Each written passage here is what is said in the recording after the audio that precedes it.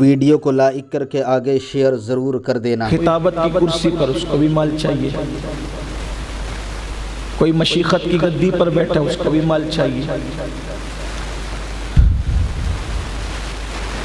کوئی شعر و سخن کا مالک ہے اس کو بھی مال چاہیے، کوئی خوبصورت اور آواز کا مالک ہے اس کو بھی مال چاہیے، معلم ہے اس کو بھی مال چاہیے، شاگرد ہے اس کو بھی مال چاہیے۔ مال مال اور صرف مال۔ چند نفوس ایسے ہیں، یہ بھی حسن ظن ہے، صرف چند نفوس جن کے دلوں میں مال کی محبت نہ ہو۔ اللہ تبارک و تعالیٰ نے مال کے طلب کرنے والے ان لوگوں کے متعلق آج سے 1450 سال پہلے اپنے محبوب پر نازل ہونے والے قرآن میں کیا فرمایا۔ دیکھیے، مال ضرورت ہے، مال چاہیے، یہ برا نہیں۔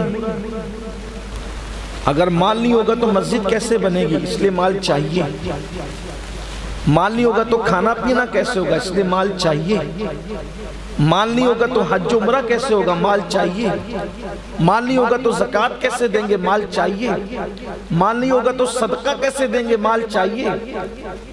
اگر مال نہیں ہوتا تو عثمان غنی 2 مرتبہ جنت کیوں خریدتے؟ یہ مال ہی کی برکت ہے کہ عثمان غنی نے 2 مرتبہ جنت خریدی اللہ کے رسول علیہ السلام سے۔ اچھا، خریدی ہے، عثمان غنی نے خریدی ہے جنت حضور اکرم صلی اللہ علیہ وسلم سے۔ ایک جنت وہ ہے جو بھیک میں دی جاتی ہے۔ حضور علیہ السلام کو اللہ نے یہ بھی اختیار دیا کہ جسے چاہیں بھیک میں دے دیں، جسے چاہیں عطا کر دیں، اور جسے چاہیں بیچ دیں۔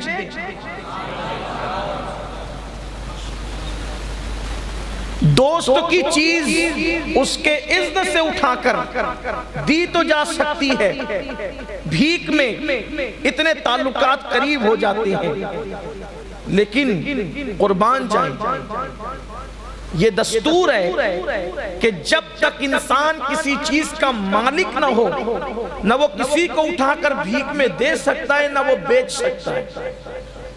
مثال کے طور پر اتنی نازک سی بات ہے کہ اگر کسی نے مجھے دعوت دی کہ آپ کو کھانے کے لیے آنا ہے، تو مجھے اس کا اختیار نہیں کہ میں کسی دوسرے کو کہوں کہ تم بھی چلو میرے ساتھ دعوت میں، بلکہ اگر وہ آ جائے جو مدعو نہیں ہے، جسے دعوت میں مدعو نہیں کیا گیا ہے، اور میں کھانا کھا رہا ہوں، تو اس وقت تو اخلاقاً بھی مجھے اجازت نہیں ہے کہ جو مدعو نہیں ہے میں اس کو دسترخوان پر بلا کر یہ کہوں کہ چلو آؤ کھانا کھا لو۔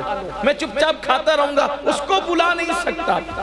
اگر وہ مدعو ہے تو بلانے کی بات الگ ہے، کیونکہ وہ تو پہلے سے کھانے کے لیے آیا ہے، لیکن جس کو مدعو نہیں کیا گیا اس کو آپ بلا نہیں سکتے۔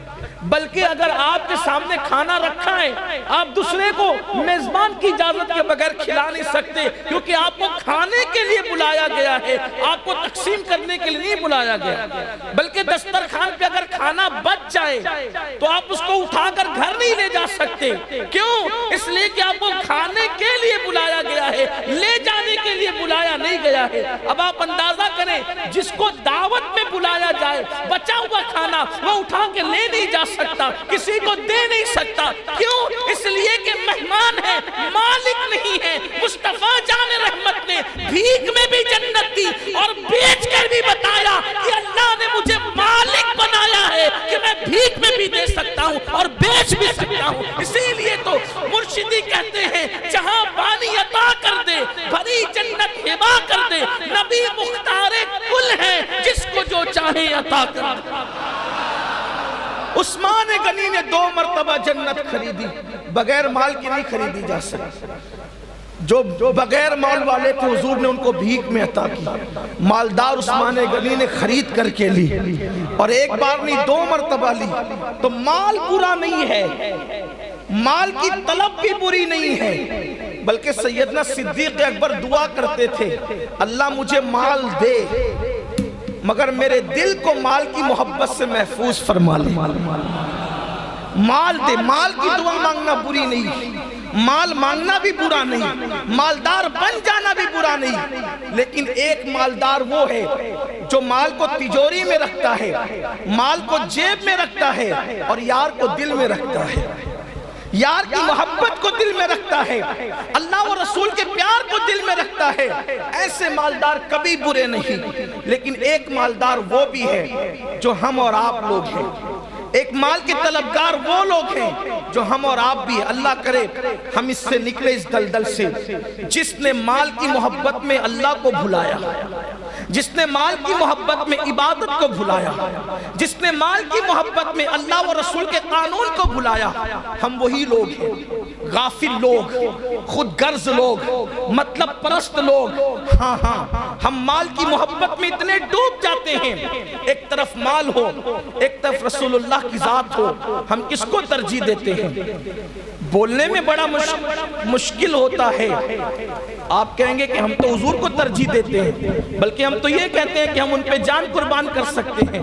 بڑی معذرت کے ساتھ باتیں کرنا الگ بات ہے، نعرے لگانا الگ بات ہے، غلامی رسول میں موت بھی قبول ہے، اس طرح کے نعرے آسان ہیں، لیکن ابھی فیصلہ ہوگا۔ میں یہ نہیں کہتا آپ کیا کرتے ہیں، میں کیا کرتا ہوں۔ آئیے اس محفل میں آئینہ دیکھتے ہیں، ہم کرتے کیا ہیں۔ دیکھو، ایک طرف اللہ رسول کا فرمان ہے جھوٹ مت بولنا، ایک طرف اللہ رسول کا فرمان ہے جھوٹ مت بولنا، اور دوسری طرف 2 روپے کے لیے، 10 روپے کے لیے، 20-25 روپے کے لیے ہم جھوٹی قسمیں تک کھا لیتے ہیں، وہ بھی اللہ کی قسم۔ لوگ یہ کہتے ہیں اللہ کی قسم مجھے اتنے میں ملی نہیں، پڑی نہیں یہ چیز۔ جھوٹ بول کر کے سودا بیچتے کہ نہیں، چیز بک رہی تھی، اللہ نے کہا جھوٹ نہیں بولنا، اس کے محبوب کا فرمان ہے جھوٹ نہیں بولنا، اور مال کی محبت کہتی ہے جھوٹ بول مالدار بن جائے گا۔ بولو ہم کس کی بات سنتے ہیں؟ سچ سچ کہنا، ایمان والے دل پر ہاتھ رکھ کر کے سوچنا، ہم کس کی بات سنتے ہیں؟